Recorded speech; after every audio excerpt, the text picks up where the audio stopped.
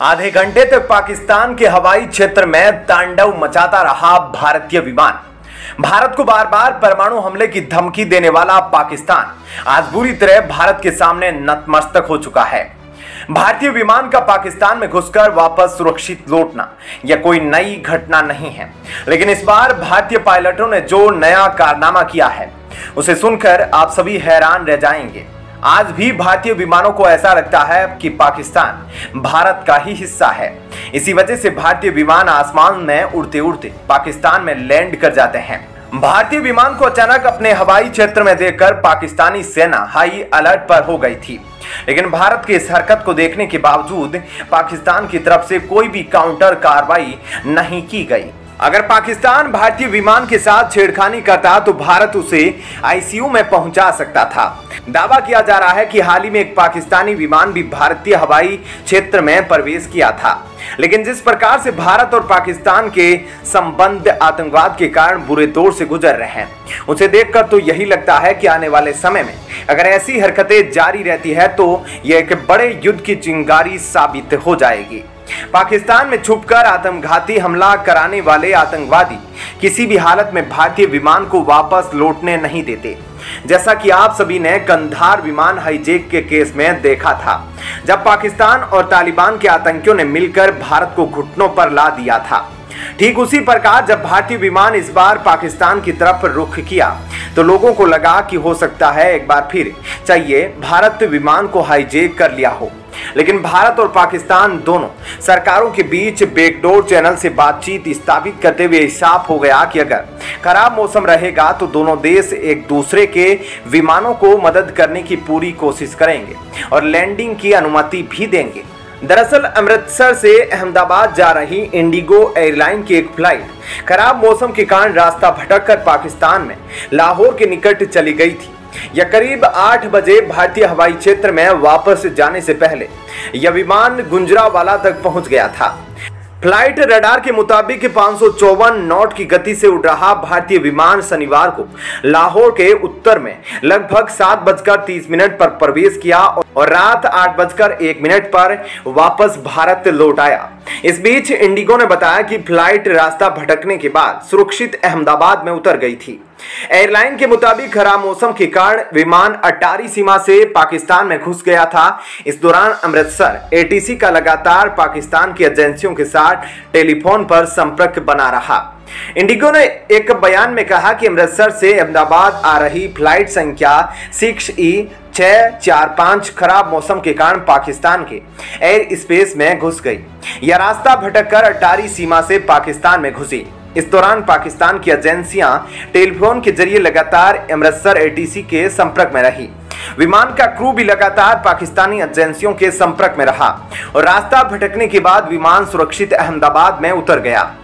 पाकिस्तान के अखबार डॉन की एक खबर के मुताबिक वहां के नागर विमानन प्राधिकरण के एक वरिष्ठ अधिकारी ने कहा कि यह असामान्य नहीं है, क्योंकि मौसम खराब होने की स्थिति में अंतर्राष्ट्रीय रूप से इसकी इजाजत होती है। उल्लेखनीय है कि मई में पाकिस्तान में भारी बारिश होने के कारण पाकिस्तान इंटरनेशनल एयरलाइन का एक विमान भारतीय हवाई क्षेत्र में प्रवेश कर गया था और करीब 10 मिनट तक वह रहा था। यह विमान 4 मई को मस्कट से लौट रहा था और उसे लाहौर के अल्लामा इकबाल अंतर्राष्ट्रीय हवाई अड्डे पर उतरना था, लेकिन भारी बारिश के कारण बोइंग 777 विमान के पायलट के लिए ऐसा करना मुश्किल हो रहा था। ऐसे में दोस्तों यह तो थी पहली खबर। अब आइए आपको एक और महत्वपूर्ण खबर के बारे में बताते हैं। दोस्तों, कंगाल पाकिस्तान इस वक्त भीख मांगने के लिए दर दर भटकते हुए ब्रिक्स के दरवाजे पर पहुंच गया है। पाकिस्तान का मानना है कि आज उसे कोई भी लोन आसानी से नहीं देता, लेकिन अगर वह ब्रिक्स का मेंबर बन जाएगा तो उसे लोन लेने में बेहद सुविधा होगी। ब्रिक्स में घुसकर पाकिस्तान भारत की बराबरी करना चाहता है, लेकिन जब वह अपनी सूरत ऐनक में देखता है तो खुद को कहता है कि बेटा तुमसे नहीं हो पाएगा। यह बात तो सच है कि आजकल ब्रिक्स में कई छोटे बड़े देश शामिल होने की अर्जी लगा रखे हैं। लेकिन अगर ब्रिक्स जैसे विस्फोटक ग्रुप में पाकिस्तान जैसी कठपुतलियों की एंट्री होती है तो इससे ब्रिक्स के साख को धब्बा लग सकता है। अगर पाकिस्तान ब्रिक्स में एंट्री करेगा तो भारत उसका पुरजोर विरोध करेगा, क्योंकि भारत किसी भी हालत में ब्रिक्स को एक आतंकवादी संगठन नहीं बनने देना चाहता है। भारत को घेरने के लिए चीन चाहता था कि पाकिस्तान को ब्रिक्स का मेंबर बना लिया जाए, लेकिन जयशंकर ने कुछ ऐसी चाल चली जिसके बाद चीन पाकिस्तान को ब्रिक्स में देखना नहीं चाह रहा। बता दें कि आजकल डॉलर से परेशान लगभग 20 ऐसे देश हैं जो ब्रिक्स में घुसकर एक नए ग्लोबल करेंसी को प्लान करने की तैयारी करना चाहते हैं। पुतिन ने जब से ऐलान किया है कि ब्रिक्स करेंसी डॉलर की कमर तोड़ेगी, तब से ही अमेरिका की नींद उड़ी हुई है। ईरान जैसे देश अमेरिका को चिढ़ाने के लिए रोज नया बयान जारी करते हैं, कहते हैं कि वे अगले ही दिन ब्रिक्स ज्वाइन करने जा रहे हैं। ब्रिक्स एक ऐसा संगठन है जो पश्चिमी देशों की हालत खराब कर रखा है। वैसे तो ब्रिक्स को G7 का कॉम्पिटिटर माना जाता है, लेकिन अब धीरे धीरे ब्रिक्स की छवि G7 से कहीं ज्यादा ताकतवर होते जा रही है। आगे जानेंगे कि आखिर क्यों चीन, भारत और रूस मिलकर पाकिस्तान को ब्रिक्स में घुसने नहीं देना चाह रहा है।